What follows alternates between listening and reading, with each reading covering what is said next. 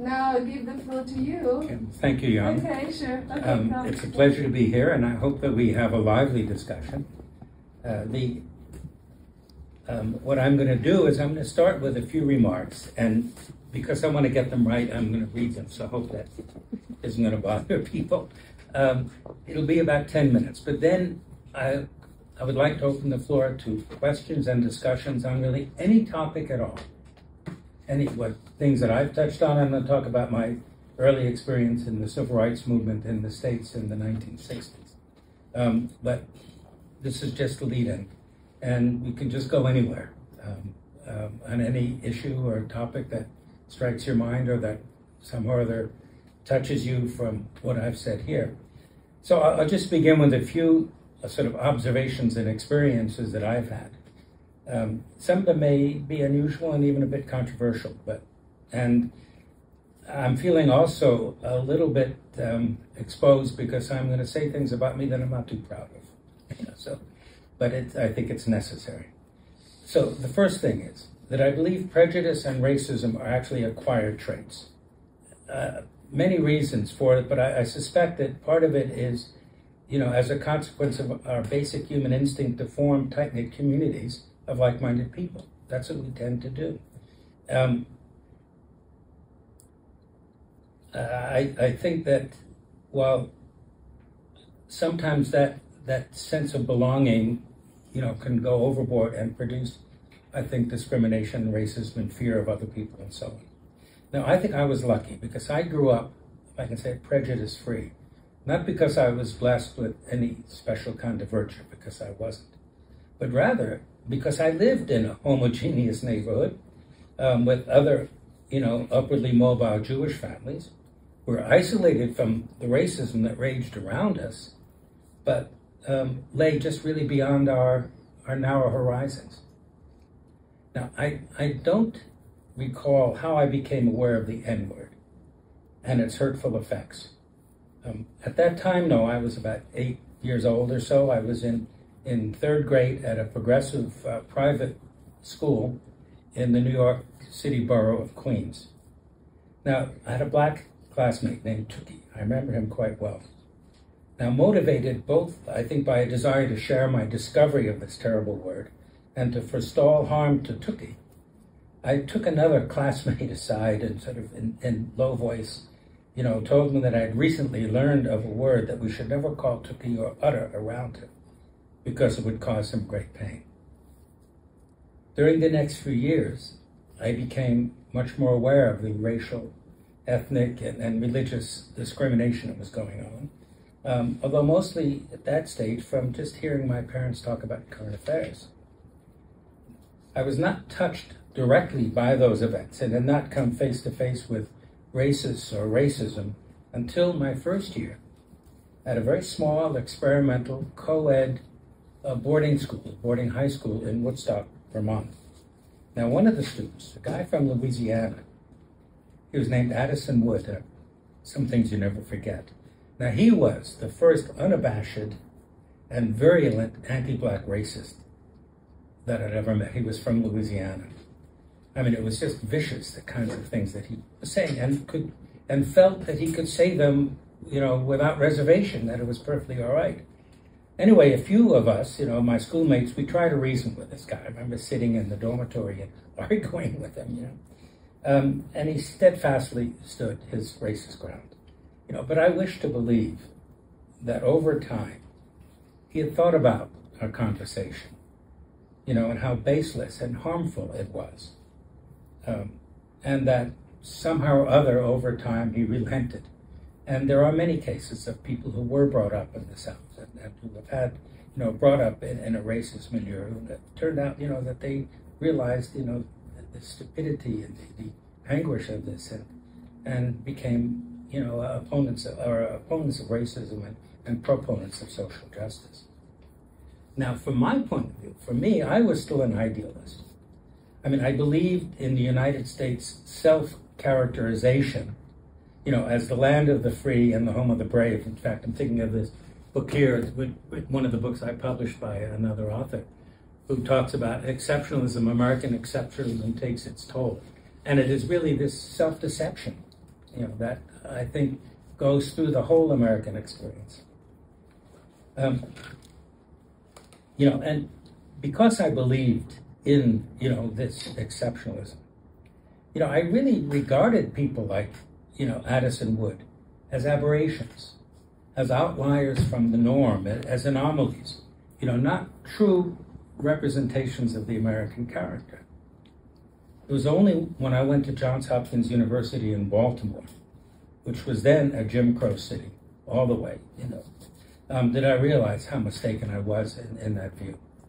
This was in 1960, like 64 years ago now, almost 64 years ago. And the civil rights movement was then in its early stages. And in Baltimore, it focused on integrating the city's segregated restaurants. And so I became a regular participant in weekly sittings. Now, to get our discussion going, I'd like to mention three of the many lessons I've learned from my civil rights work and other experiences, during my university years in Baltimore and beyond. Now, the first one, and this, I don't know, it may be a bit controversial, I'm not sure. The first, it's a paradox, and it is this, that one's race, one's ethnicity, or religion are not the only determinants of one's values regarding social justice. So being Black, I don't think guarantees that you will not become an anti-Black racist. Being Jewish does not mean that you won't become anti-Semitic. Although in the context of current events, I would like to emphasize that standing up for the rights of Palestinian people and wanting to end the slaughter in Gaza does not automatically make me or any other Jew or anybody else an anti-Semite. And I think this is one of the tragedies that this conflict cannot be dealt with in a rational, humane way, but instead, devolves to name calling, and characterizations. Anyway, I first became aware of this paradox of people almost being racist against themselves when working on a voter registration campaign in Baltimore in the summer of 1962. Now, the minister at one of the Black churches in the city allowed us to use the church to hold classes on how to register to vote and how to operate those old-fashioned voting machines that we had in those days. But his support was clearly lukewarm at best. Those people, he said, referring to his parishioners, aren't interested in voting. He then, asked me and the others in my group to look out the window. See that, he said, this Black minister said, pointing to the shabby buildings in one of Baltimore's worst Black slums. And this is what he said. The people living there are the ones who turned the neighborhood into a slum. That's the way they want to live. I was flabbergasted. Now, my sad realization that the oppressed can also become oppressors was reinforced shortly thereafter. I was apartment hunting, accompanied by a few of my friends, one of whom was Black, and found just the right place at a rent that my meager budget could afford, and I was thrilled. But when I went to the superintendent the next day to sign the lease, he admonished me not to bring any more of my Black friends to the apartment. Now, the superintendent was not raised in the United States. He did not learn his anti-Black racism as a child. He was instead a victim of the Holocaust. I could plainly see the numbers that the Nazi guards at Auschwitz had tattooed on his left forearm. I did not sign the lease.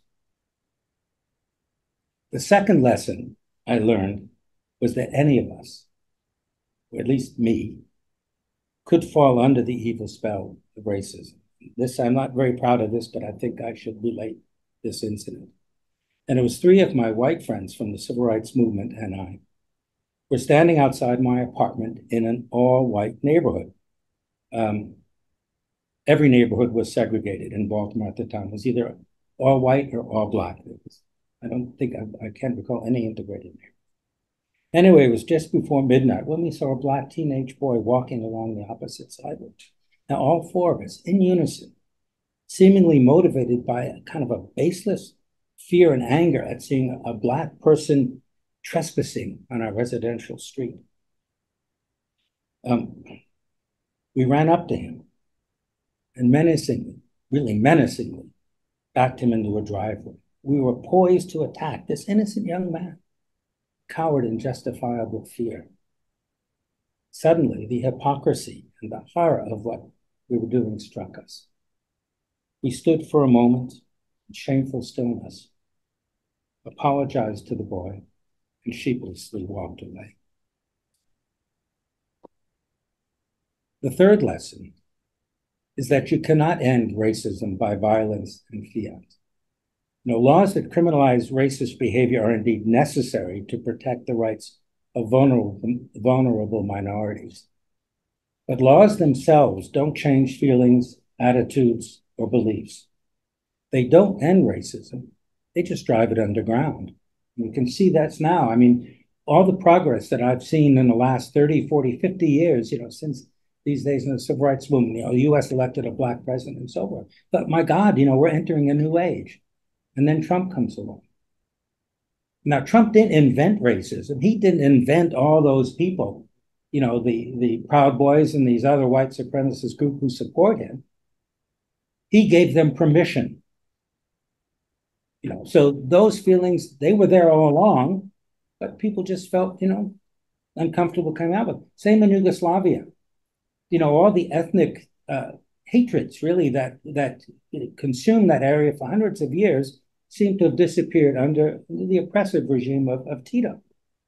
As soon as that regime fell and those restraints were off, those old feelings came out and resulted in terrible warfare, and terrible genocide.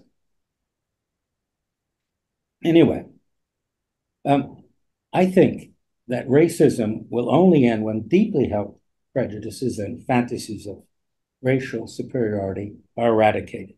And this is best achieved through education, reasoning, and non-threatening interaction with people of other races, ethnicities, and religions. In fact, it is following the example of you people here, the East and West Learning Connections. That's what you're trying to do. And I think that's the only path that will really bring any success. I mean, I do believe, with the exception of a few individuals who are really off the deep end, but most people are inherently good. They don't want to harm other people. And if, through these kinds of dialogues, I think people learn to appreciate each other.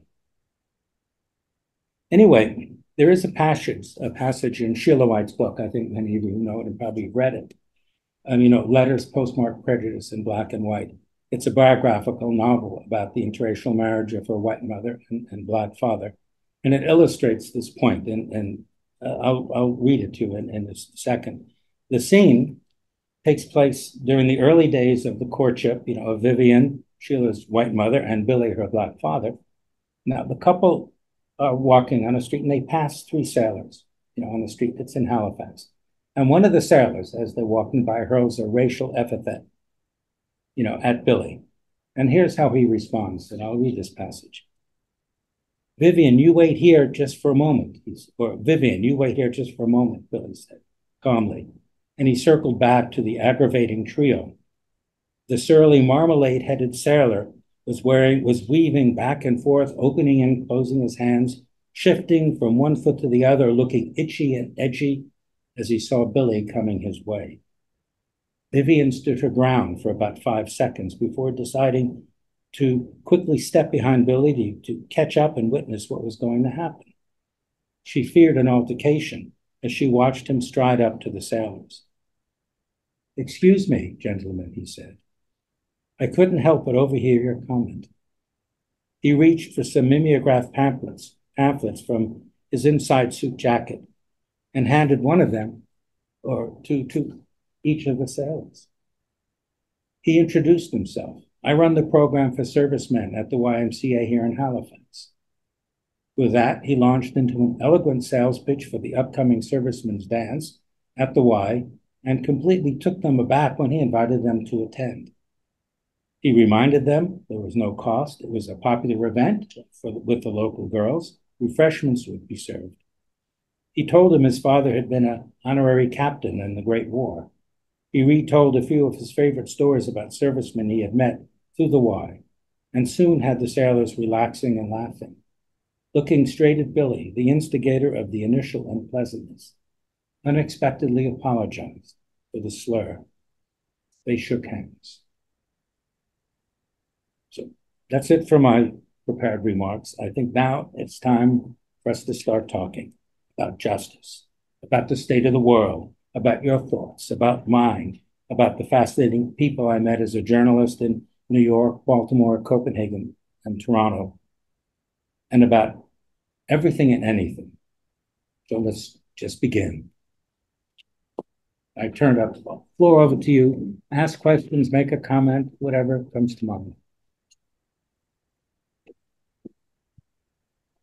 Yeah. Oh. Thank you. And while you're thinking, I'll think about it. Like these delicious cookies that you got for me. Did you? You know I liked them last time. Yeah, I got them. Yeah. Well, we were talking earlier. Yeah. But I'm gonna ask you a question. You can make a statement. Yeah, personal. I'm asking Yeah. a personal question. Mhm. What made you move from States to Canada? Okay. Any political reason? Any like cultural reason? No. It was not straight from the States to Canada. What I was living in the States, working as a journalist. Yeah. And I met a Danish woman, and she came to New York, and we stayed together for a year. Then she went back to Denmark, and then we reconnected, and I moved to Denmark, and we got married there. So that's why I went to Denmark. I was content to stay there forever, but she wanted to get out of Denmark. She wanted to live in either the States mostly or Canada. And after a while, after many years, we decided, okay, we'll do that. And so I wrote to newspapers all over North America, I think about 27 newspapers, and eventually ended up here working for the Toronto Star. So that's what brought me here. But I have, in terms of there is sort of a subtext to your question, which I'll deal with. Those decisions were not political, but today my decision about where I live would be political. I will not move back to the States. I don't even like going to the States now. It just feels so alien to me. It's not a pleasant place for me to be. So that's a political statement, but that's not why I came here originally. In fact, there is the thing. I came at a crossroads when I was in my 20s. I finished university. Well, I had a student deferment. This is when the Vietnam War was just really beginning to rage. And there's another story about that I will tell you later. But I lost my student deferment. I was now classified 1A, is what the classification means. They're ready to go in the Army. And it was because I was out of school for a few months. I was going to go to graduate school, but I waited one semester and I lost my deferment. In fact, I began school in February of '66. I began working at the New York Times in February of '66. And in the same week that I started working at the New York Times, I was informed I had to take my physical for going into the Army. I lied to the New York Times, telling them I was exempt. I had a physical exemption. They would not have hired me if they knew that I was about to be drafted. Well, I passed the physical despite my efforts to fail it. And I remember then, I had a choice. What was I going to do? I had three choices, really. I was a strong opponent of the war in Vietnam. The FBI knew I was a strong opponent of the Vietnam War because they had tapped my telephone when I was at university. You going? Okay, glad you were here. Sorry you couldn't stay. Thank you. Okay, bye.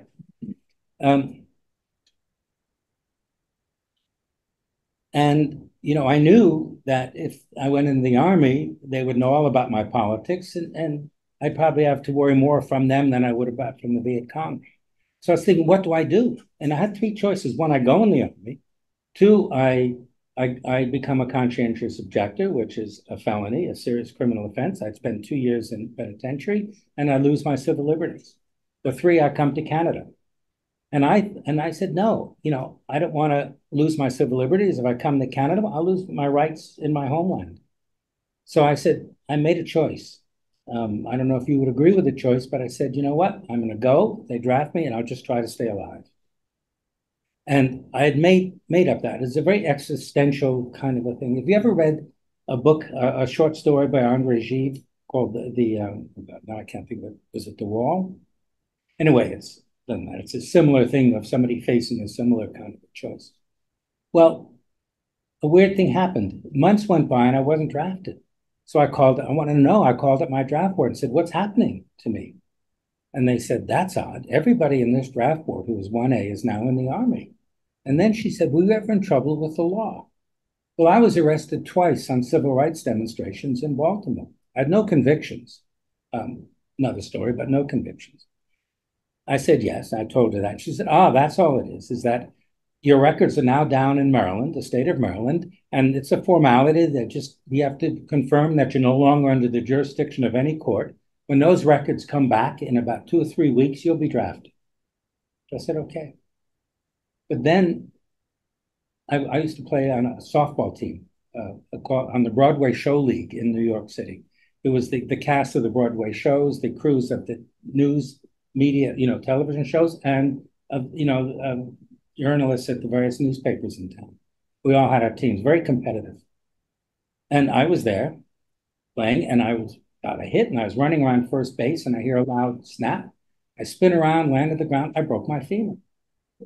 I had serious operation. I was in a hospital for 2 weeks. The first thing I did after I woke up from the operation was call my draft board and say, I broke my leg.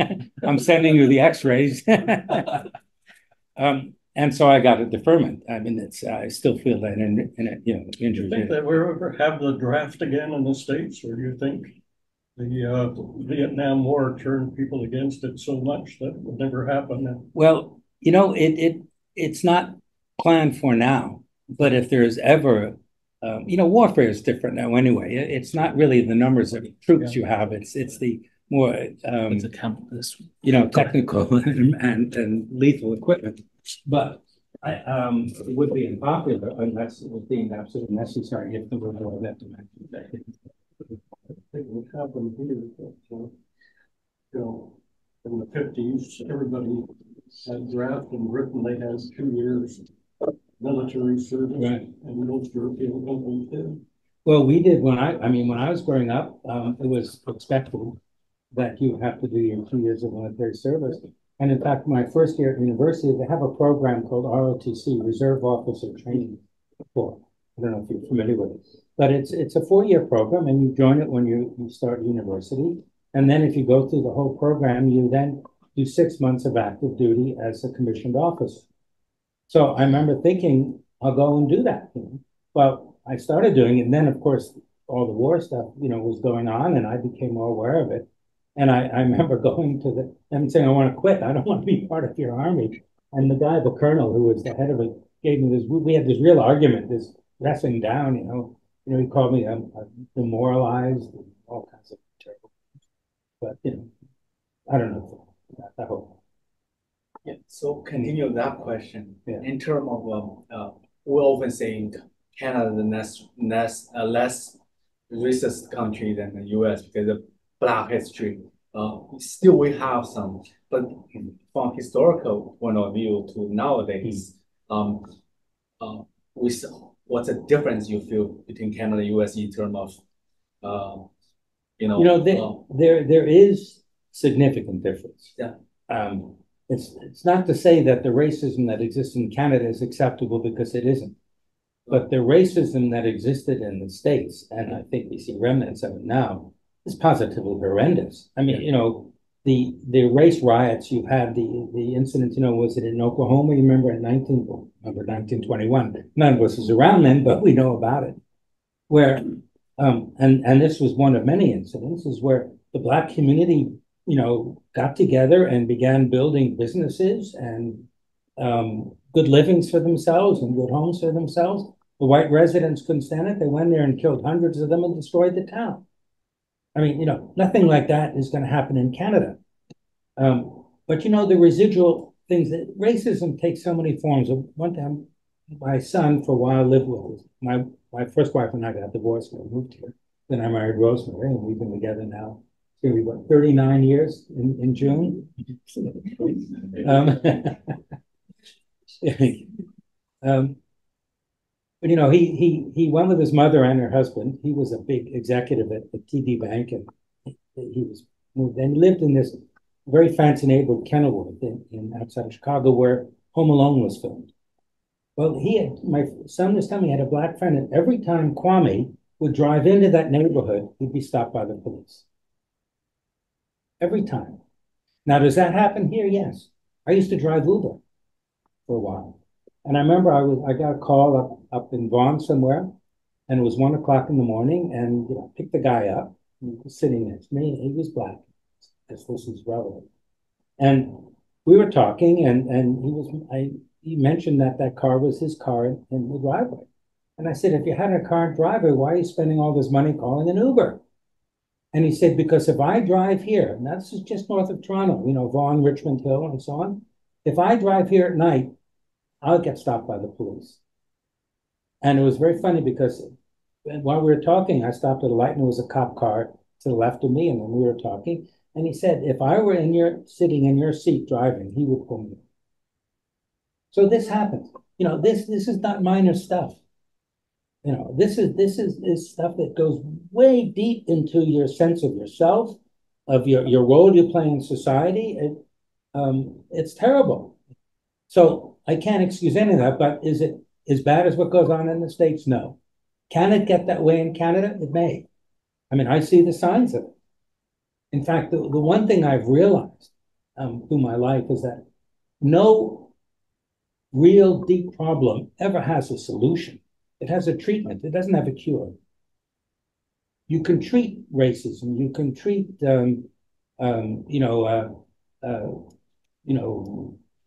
anti-democratic, tendencies and so on. But you never cure it. Cure means it goes away. It never goes away. The only way you maintain an acceptable balance is by constantly working at it. Don't take anything for granted. And I know this. I mean, I lived through the McCarthy period.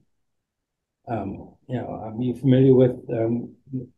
It's way before your time, but it was he was a senator, and they had all these hearings.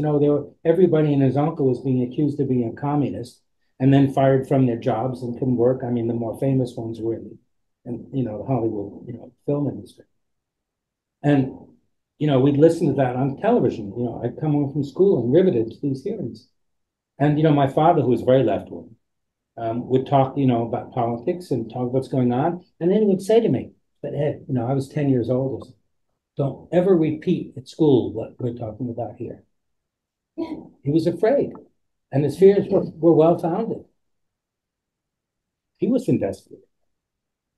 So you always have to fight for democracy. You have to fight for social justice. The struggle never ends. And in fact, this is... We were talking earlier, we mentioned about what's going on with the news media.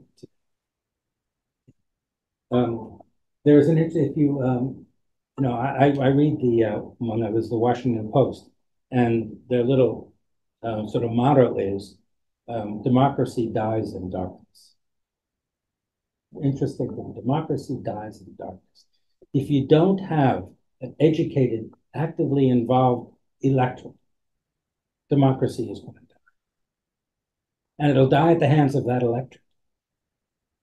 Hitler was elected to office. I mean, what he did to it, you might say was a bit illegal, but under German law, it was perfectly legal.